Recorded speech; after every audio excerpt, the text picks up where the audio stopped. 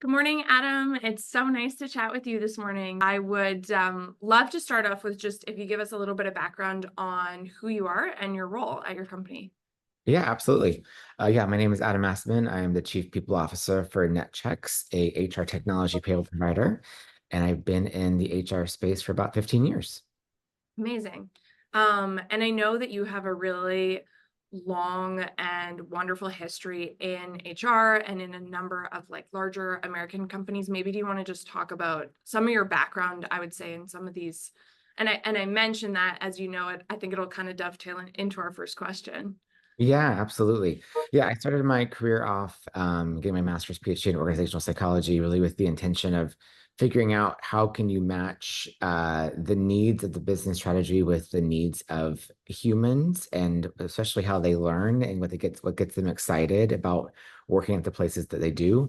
So I've spent my early parts of my career at places like Procter and Gamble, Kellogg's, Ford, really understanding the basics of really what good learning and leadership development looks like.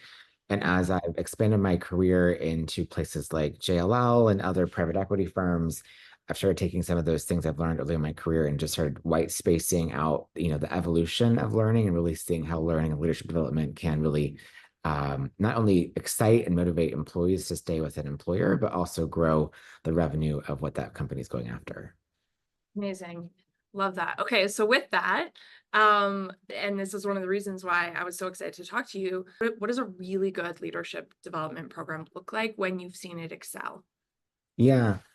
I mean, I think it's a really excellent question because I think companies circle around this question all the time. So I think when I think back to my my previous experiences, three things stick out to me.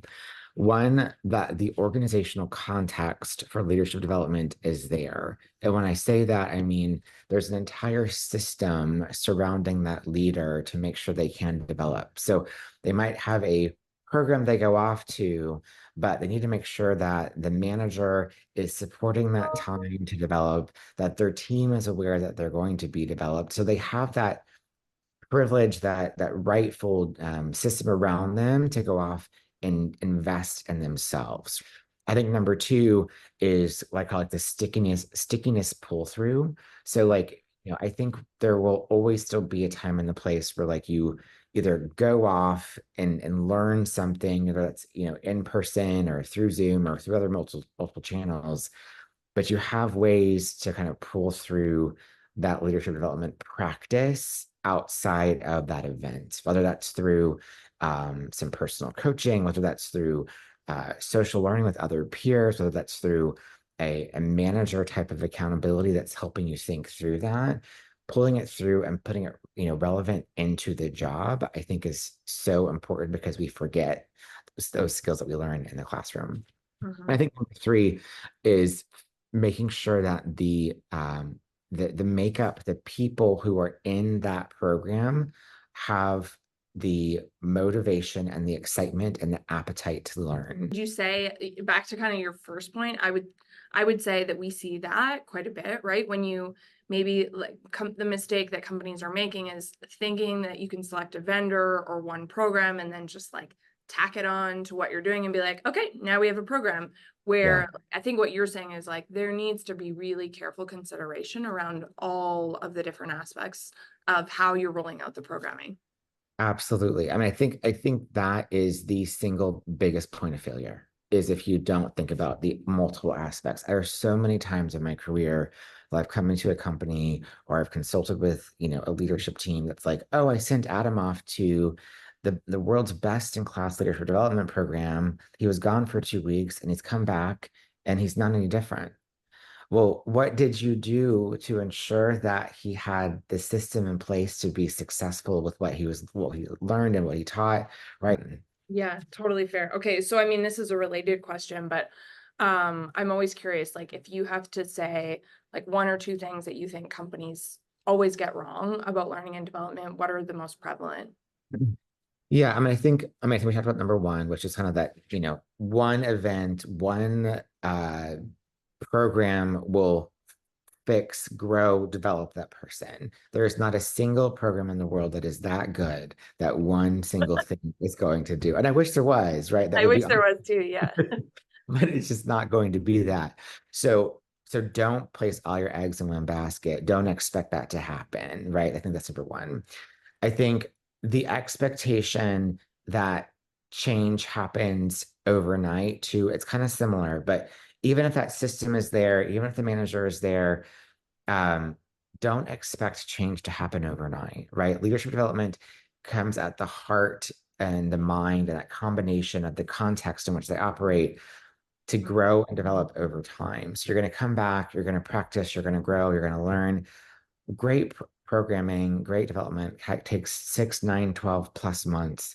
Okay, so the question that we always end on, which I love is, and it's kind of broad, but if you could tell me about in your career, either a leader that shaped you or a memorable moment, or even just like a really a memorable leadership experience you've had, something that stands out for you that you're open to sharing. Yeah, absolutely. I mean, I have a couple of great, really fantastic examples in my career, but one really stands out to me. And this was when I started to learn how important, the me side of leadership development is, right? So in my career, I've always struggled a little bit with, am I good enough? Am I strong enough? Do I have the potential to get from point A to point B?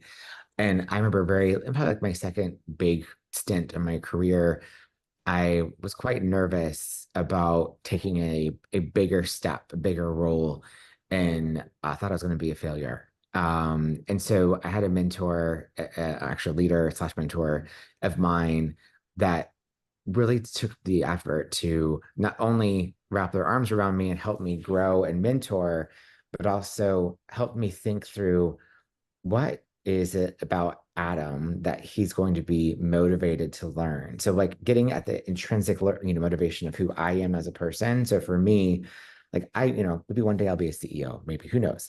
But like for me, like I really want to help people, unleash their potential, unleash their energy. That's kind of why I got my career.